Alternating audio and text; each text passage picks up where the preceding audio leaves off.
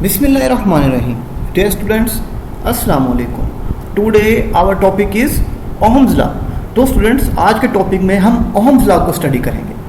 देखिए स्टूडेंट, जिस तरीके से न्यूटन मैकेनिक्स के अंदर न्यूटन लॉज जो हैं वो फंडामेंटल लॉज हैं, इसी तरीके से आपकी इलेक्ट्रिसिटी एंड मैग्नेटिज्म में जो Ohm's law है ये फंडामेंटल लॉ है. Ohm's law जो है ये हमें करंट, वोल्टेज और रेजिस्टेंस इन तीनों में आपस में जो रिलेशन है वो बताता है.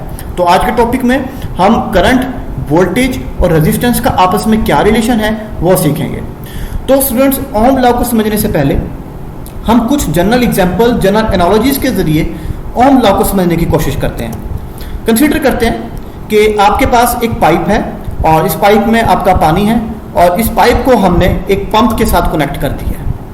अब यहाँ पर एक एंड को हम एक ए का नाम दे देते हैं और दूसरे एंड को एंड बी का नाम दे देते हैं. अब यहाँ पर स्टूडेंट्स जो पंप का काम है, इस पंप ने क्या करना है कि इस पाइप में प्रेशर डिफरेंस क्रिएट करना है. यानी कि इसने एक एंड पर हाई प्रेशर क्रिएट करना है और एक एंड पर इसने लो प्रेशर क्रिएट करना है. जब आपका प्रेशर डिफरेंस क्रिएट हो जाएगा तो पानी जो है वो आपका हाई प्रेशर से लो प्रेशर की जानिब फ्लो करेगा.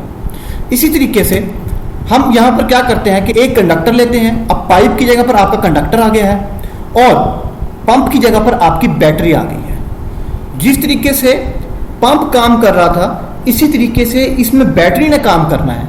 बैटरी ने भी पोटेंशियल डिफरेंस क्रिएट करना है. यानी कि इस कंडक्टर के एक साइड पर, एक as per high voltage apply करने हैं और एक एज पर इसने लो वोल्टेज अप्लाई करने हैं. जब दोनों साइडों पर पोटेंशियल डिफरेंस क्रिएट हो जाएगा तो आपके इलेक्ट्रॉन्स जो हैं कंडक्टर के अंदर वो हाई से लो की जानिब को फ्लो करेंगे और कंडक्टर और इलेक्ट्रॉन्स के फ्लो करने की वजह से इस कंडक्टर में करंट प्रोड्यूस्ड होगा आपका. तो स्टूडेंट्स, जब हमने यहाँ पर पोटेंशियल डिफरेंस को अप्लाई किया, यानी कि हमने वोल्टेज अप्लाई किए, तो वोल्टेज के अप्लाई करने से इस कंडक्टर में क्या प्रोड्यूस होगा? करंट प्रोड्यूस्ड होगा. और उस करंट की डायरेक्शन जो है वो कन्वेंशनल होगी. ये डायरेक्शन होगी करंट की कुछ इस तरीके से. तो आपने देखा कि हमने पोटेंशियल डिफरेंस यानी कि वोल्टेज अप्लाई किए और वोल्टेज के अप्लाई करने से इस कंडक्टर में क्या प्रोड्यूस्ड हो गया? करंट प्रोड्यूस्ड हो गया. और एक और चीज है इसके अंदर, जब कंडक्टर में इलेक्ट्रॉन फ्लो करते हैं तो उनमें रेजिस्टेंस भी आती है, तो वो भी हम यहाँ पर देखेंगे, रेजिस्टेंस आर को. तो स्टूडेंट्स, यहाँ पर आपने देखा कि आपने वोल्टेज अप्लाई किए, वोल्टेज की अप्लाई करने से कंडक्टर में करंट पैदा हुआ और जब करंट पैदा हुआ तो उस करंट को जो उनके इलेक्ट्रॉन्स थे जो फ्लो कर रहे थे कंडक्टर में, तो उनको रेजिस्टेंस पेश आई, उसको हमने क्या कहा? आर का नाम से दिया. तो स्टूडेंट्स, जो ओम लॉ है वो आपका इन तीनों चीजों के ऊपर डिपेंड करता है, वोल्टेज, करंट और रेजिस्टेंस के ऊपर. तो हम देखेंगे कि ओम लॉ के मुताबिक कि वोल्टेज, एम्पेयर, वोल्टेज, करंट और रेजिस्टेंस इनका आपस में क्या रिलेशन है. तो चलते अपना टॉपिक की जानिब. Ohm's law.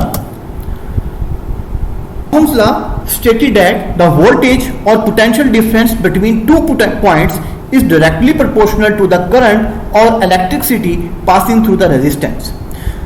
Ohm's law के मुताबिक जितना आप कंडक्टर पे पोटेंशियल डिफरेंस अप्लाई करेंगे या वोल्टेज देंगे, उतना ही उस कंडक्टर के अंदर क्या प्रोड्यूस होगा? करंट प्रोड्यूस होगा. और and directly proportional to the resistance of the circuit. और वो डायरेक्टली प्रोपोर्शनल होगा किसके? सर्किट की रेजिस्टेंस के. तो हम मैथमेटिकल फॉर्म में भी देख सकते हैं. कंसीडर करते हैं कि हमारे पास एक कंडक्टर है और इस कंडक्टर को हमने यहाँ पर वोल्टेज अप्लाई किए हैं. तो ओम्स लॉ के मुताबिक जितने आप वोल्टेज देंगे, जितनी वोल्टेज की मिकदार होगी, उतना ही इस कंडक्टर में क्या होगा? करंट प्रोड्यूस्ड होगा. जितना आप कम वोल्टेज देंगे, कम करंट पैदा होगा. जितना आप ज्यादा वोल्टेज देंगे उतना ही ज्यादा करंट प्रोड्यूस होगा यहाँ पर. तो हम यहाँ से ये बात कह सकते हैं कि I directly proportional to V, यानी कि करंट डायरेक्टली प्रोपोर्शनल है किसके? वोल्टेज के. जितने आपने वोल्टेज दी उतने करंट क्या होगा आपके पास? प्रोड्यूस्ड हुआ. तो यहाँ पर जब हम डायरेक्टली प्रोपोर्शनल को हटाएंगे तो कांस्टेंट वैल्यू आएगी. कांस्टेंट यहाँ पर क्या? आपका रेजिस्टेंस है. तो I is equal to 1/R into V. तो यहाँ से हम अगर रिलेशन बनाना चाहे तो V is equal to IR. तो ये हमारे पास क्या है जी? ओम लॉ है, फंडामेंटल्स ओम लॉ. तो यहाँ से हम करंट की वैल्यू भी फाइंड आउट कर सकते हैं, वोल्टेज की वैल्यू भी फाइंड आउट कर सकते हैं और रेजिस्टेंस की वैल्यू भी फाइंड आउट कर सकते हैं. तो यहाँ पर R क्या है? Where R is the constant of proportionality and called resistance of the conductor. तो यहाँ पर जो R है ये कांस्टेंट प्रोपोर्शनलिटी है और इसको हम क्या बोलते हैं, कंडक्टर की रेजिस्टेंस बोलते हैं। तो रेजिस्टेंस क्या है, तो रेजिस्टेंस को देखते हैं। देखिए स्टूडेंट्स, जब हम कंडक्टर को पोटेंशियल अप्लाई करते हैं और उसमें कंडक्टर के अंदर जब आपके इलेक्ट्रॉन्स फ्लो करते हैं, तो जब इलेक्ट्रॉन फ्लो कर रहे होते हैं तो उस कंडक्टर के एटम्स जो हैं वो उनको ऑपोजिशन देते हैं इलेक्ट्रॉन को फ्लो में, तो उसको हम क्या बोलते हैं, रेजिस्टेंस बोलते हैं। यानी कि एटम्स जो हैं वो उनके रास्ते में रुकावट बनते हैं, तो उसको हम रेजिस्टेंस बोलते हैं। The opposition to the flow of charge through a conductor is called electric resistance. तो उसको हम क्या बोलेंगे, इलेक्ट्रिक रेजिस्टेंस बोलेंगे। तो resistance is measured in ohms. Resistance को जो हम ओम के अंदर मेजर करते हैं, symbolize by the Greek letter mega, इसको मेगा के साथ डिनोट करते हैं। तो रेजिस्टेंस जो है आपके पास वो इक्वल होगी, R is equal to V over I के इक्वल होगी। तो ये अगर हम यहाँ से रेजिस्टेंस की बात करना चाहें तो रेजिस्टेंस किसके इक्वल होती है कि जब आप 1 वोल्ट अप्लाई करते हैं तो उसके बदले में आपको कितना करंट मिलता है, 1 एम्पेयर करंट मिलता है, तो वो किसके इक्वल होगा, आपके पास रेजिस्टेंस के इक्वल होगा। तो इसकी हम डेफिनेशन भी देख सकते हैं रेजिस्टेंस की, ओम्स की। तो ओम क्या है जी, कि 1 ohm is equal to the resistance of a conductor through which a current of 1 ampere flow. जब आपका करंट कितना फ्लो होगा, 1 एम्पेयर करंट फ्लो होगा, when a potential difference of the 1 volt, जब आप 1 वोल्ट जो है वो क्या करेंगे, करंट पोटेंशियल को अप्लाई करेंगे, इसको हम क्या बोलेंगे, ओम्स बोलेंगे। तो आपकी जो रेजिस्टेंस है किस बातों पर डिपेंड करती है, dependence of the resistance of the conductor.